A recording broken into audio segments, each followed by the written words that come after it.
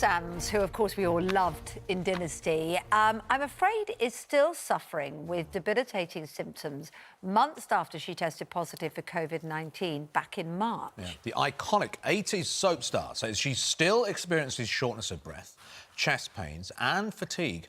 Emma is one of a growing number of people who are suffering with a condition some doctors are calling long COVID. And I'm so pleased to say that Emma joins us now from Gloucestershire. Good to see you this morning, Emma. Well, you look great this morning. How do you feel this morning? Well, you know, there are some good days and some bad days. It's sort of very unpredictable, which is annoying, to say the least, incredibly frustrating. I mean, I can sort of hear you taking a breath now. What were your symptoms when you tested positive? You weren't hospitalised, were you? But they were bad.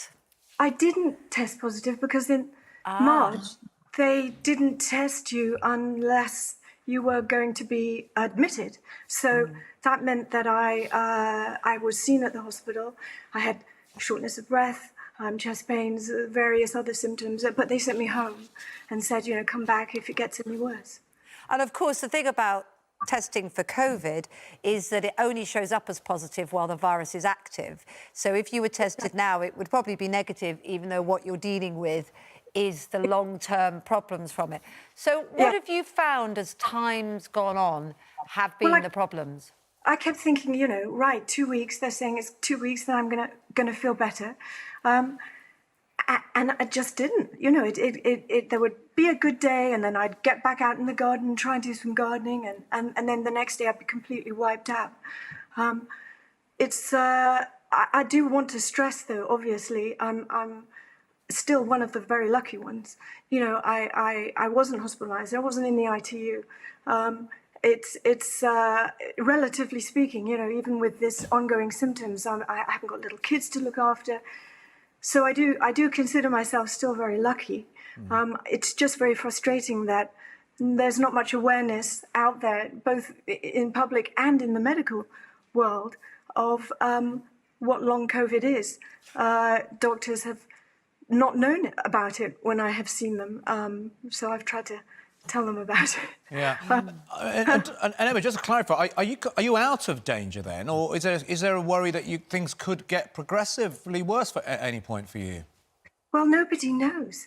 This is the thing. I'm assuming that eventually I will get better, but nobody knows. And weirdly enough, the doctors who I've spoken to, who say, look, we just don't know. This is a new virus. We just don't know. Those are the ones that I trust the most. I mean, the sentence "we just don't know" is something I have a lot of experience of in dealing with the impact on Derek as well. And it's a real sentence from the doctors. They don't know because every day more problems that COVID has are presenting themselves that we all have to deal with.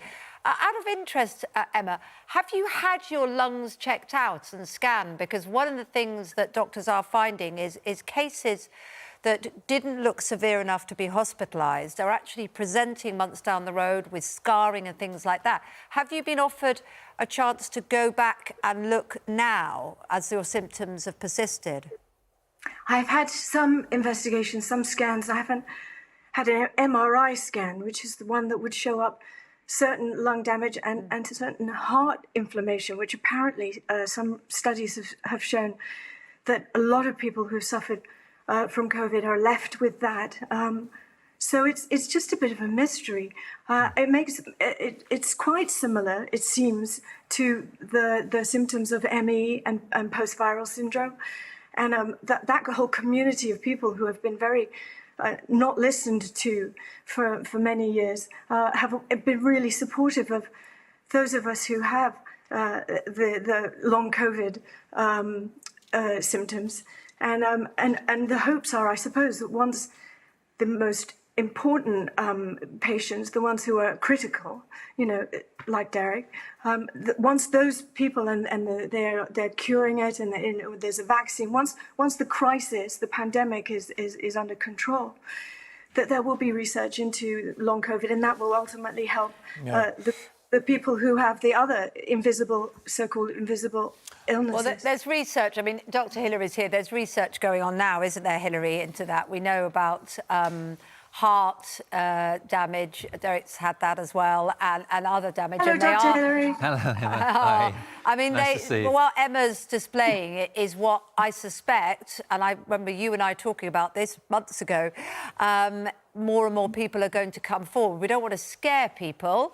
If they've got over it well, they shouldn't be panicking that something's going on wrong inside. But if people have symptoms, they do need to get them checked out, but don't they, Yeah, I think, Hillary? absolutely. Because we don't know what the damage might be in other organs. We've known for some time that this isn't just a respiratory disease at all. It's an inflammatory disease which affects particularly the blood vessels in the heart, the kidneys, the liver and elsewhere. And this long COVID syndrome that's being described is different in different people, but what's frequently experienced is this breathlessness, poor exercise tolerance, so quite easily tired when exercising, muscle fatigue, chronic fatigue certainly, and we see this with other viruses. We see this with the Epstein-Barr virus after glandular fever particularly, and it is very logical that we might expect to see after something like COVID-19 these long-term symptoms that could take weeks or even months to improve.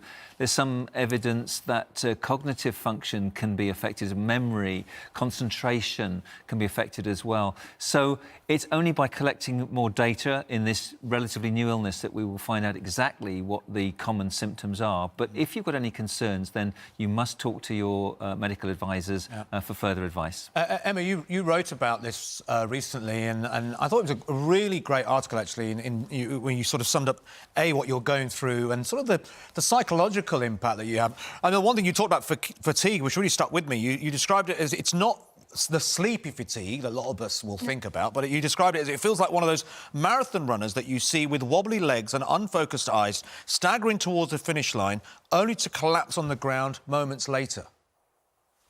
Yes, that's. I write a column for Cotswolds Life magazine every month, and I sat down to write my column, and I just started writing about what my experience had been, and they just sort of kept writing because I really wanted to just. It was quite cathartic in a way to sort of put it down on paper, because it's very hard for people to understand that the kind of fatigue that you feel is just extraordinary. I've never felt anything like it before. I just have to go and have a lie down, and I'm not that sort of person normally. It doesn't suit me, this situation that I'm in. It has been enormously frustrating. It's not one of those pull your socks up tirednesses, is it? It's one of those ones where it's just no arguing with it. I was going to ask you when we're going to see you back on TV, but maybe those plans are on hold. Well, I don't think I'd be much use to anybody for a while, but I'm still writing, so that's good. I can do that from home when I can concentrate enough. Yes, well, you never know. There's a job in LA waiting for me, so that's good to know. And I just want to clarify, I'm not sure whether we have covered this. I want to clarify this as well, because you had no health issues, and in fact, Emma, you know, you're really very healthy. You know, beforehand, and we've met before, and you've talked about you were a ballet dancer, weren't you? So and you were doing a lot of exercise, and so this has come from absolutely nowhere. I want to clarify that as well. Thank you. Yes, I was fit before, so I've been telling doctors, you know, as a dancer, you learn to push through injuries. You sort of force your way to do what you need to do, and there's no doing that with this. No. Well, I think you'll have helped a lot of people, because it might have, you know, rung bells with people who, you know, perhaps didn't know about the long-term things that you can experience even after getting it relatively mildly, although I know it was bad for you, but not being in hospital. I think you helped a lot of people to think, yeah, maybe that is why I'm feeling like I am. So thank you, Emma, and wish you well with getting better. Yeah. Thank you. Thanks so much.